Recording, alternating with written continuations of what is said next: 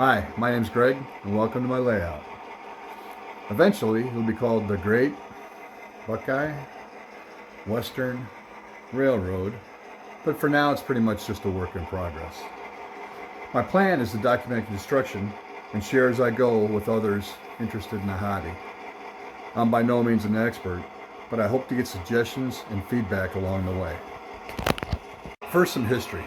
My father worked for the C&O coal docks at Presque Isle from the late 1950s until he retired in the mid-80s. He had a layout when I was young that he never quite finished. I always wanted my own layout but didn't have the time or space to build one.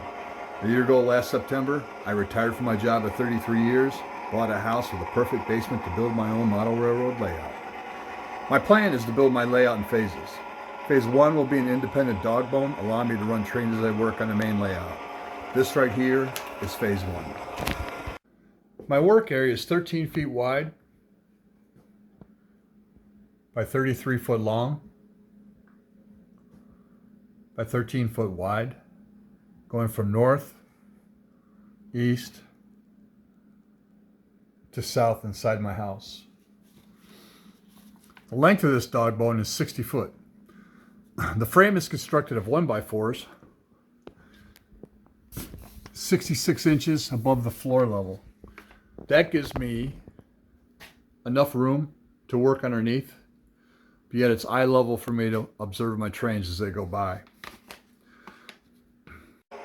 The layout is secured to the studs in the wall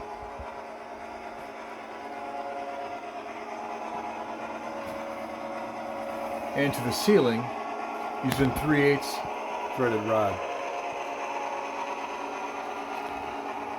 The frame is covered by 5/8 inch plywood and 1 inch of foam. The ends of the dog bone are approximately 70 inch by 70 inch to accommodate a 32 inch radius circle.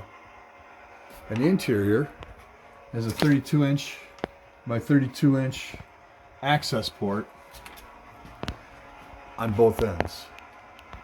Okay, phase 1 of the layout required about 130 foot of code 100 track. It's on top of cork road bed. There is one Pico Insulfrog switch powered by one Blue Point turnout controller. Phase 1 also is powered by an NCE power cab DCC system utilizing 12 gauge wiring for a bus and 20 gauge wiring for feeders. They're on all 3 sides of the turnout and then approximately every 9 foot of the layout. For about 2 years I've been collecting rolling stock and locomotives so that when I actually did have a good space, I'd be ready to create my own layout. Phase 1 is completely independent of the main layout, and that allows me to run the trains as I work on the main part of the layout.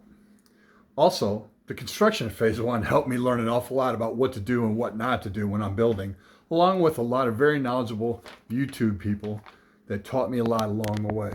When I began planning my layout, I had very little to no knowledge of how DCC worked. I only knew DC. I tried to keep things simple by utilizing code 100 track, which was easier to work with, and Pico Insulfrog turnouts. The turnout wiring was straightforward and I liked the mechanical nature of the Blue Point controllers. I can always make changes as my knowledge base and comfort level grows.